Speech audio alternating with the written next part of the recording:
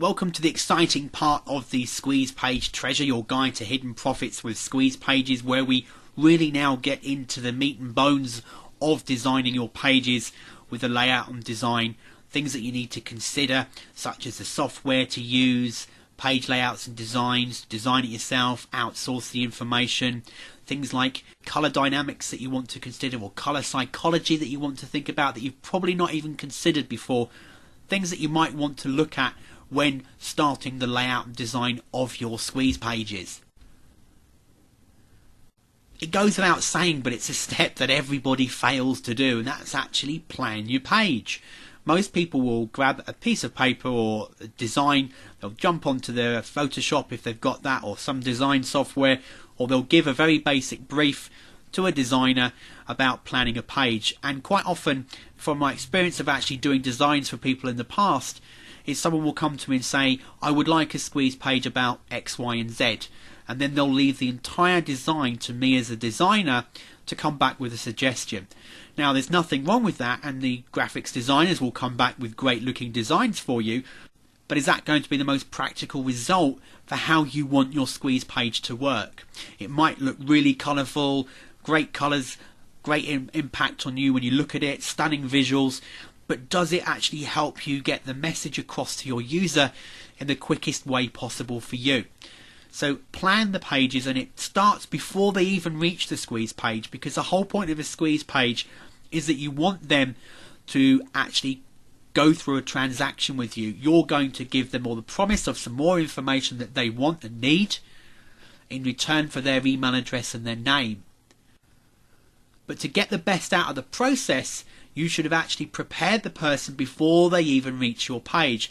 If you're giving away Squeeze pages as perhaps affiliate product tools, then you want to give supporting notes that the user can use in emails or blog posts, so that before they even reach your Squeeze page, the person already knows part of the reason as to why they're going there.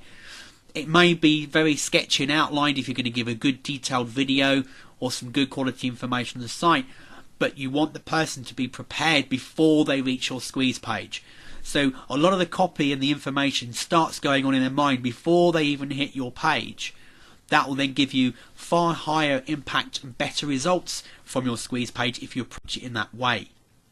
The next part is, where's the exit point? They're going to put in their name and address. Where are you taking them next?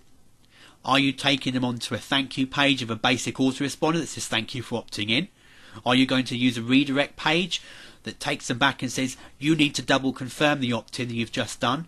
Or are you going to take them directly to the product to download, or whatever material you've promised, and then remind them to opt in as well?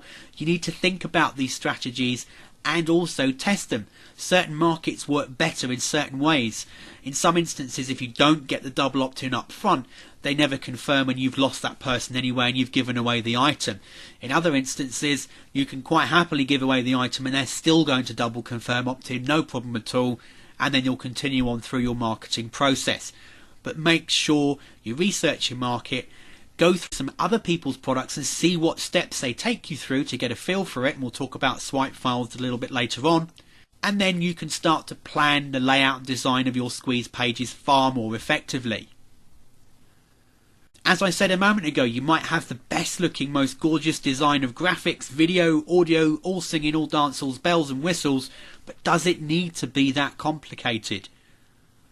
Sometimes the most simplest call to action, headline and very short succinct video is all that you need, along with the opt-in box, to get someone onto the next page of your site and onto your list.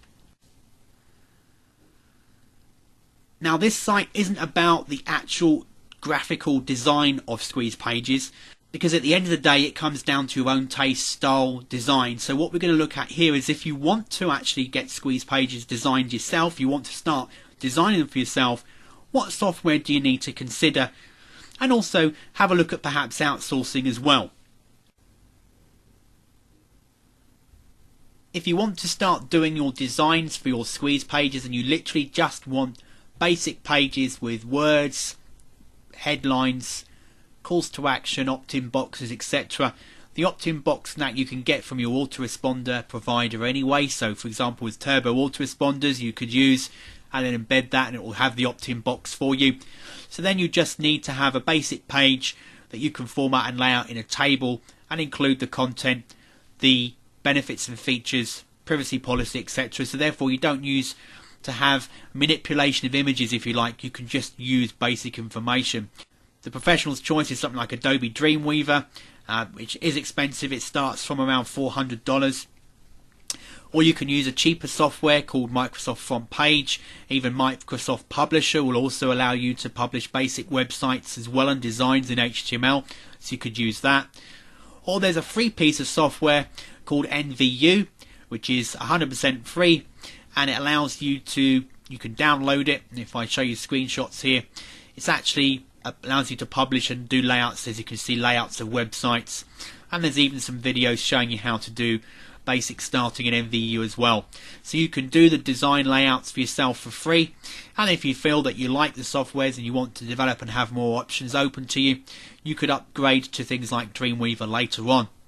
If you actually want to have images that you want to manipulate on a site and actually have control over that, then you want to look at other programs, and again there are free software out there.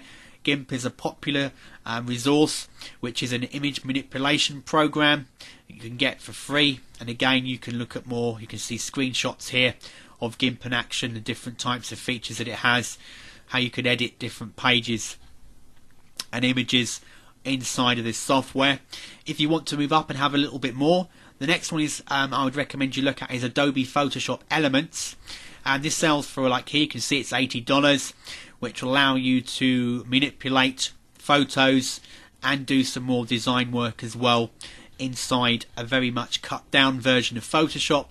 And then when you're ready for the full-on version, and if you want to do designs like squeeze page designs for other people, then you want to be looking at software like Adobe Photoshop, which you can get as part of the Master Collection if you want to, or you can buy it on its own standalone here, and it starts at $700.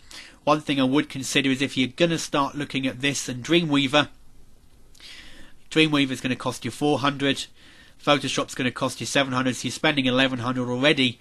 You might want to look at the Master Collection because it gives you lots more added on features as well, such as video editing software and that as well, which if you're going to do video squeeze pages, then you want to be looking at software perhaps like Premiere Pro to edit videos, and then After Effects if you want to put effects onto videos, and that again, look here, on its own is $1,000 if you buy this on its own. So Master Collections are definitely worth considering if you want to have video design used on your sites as well.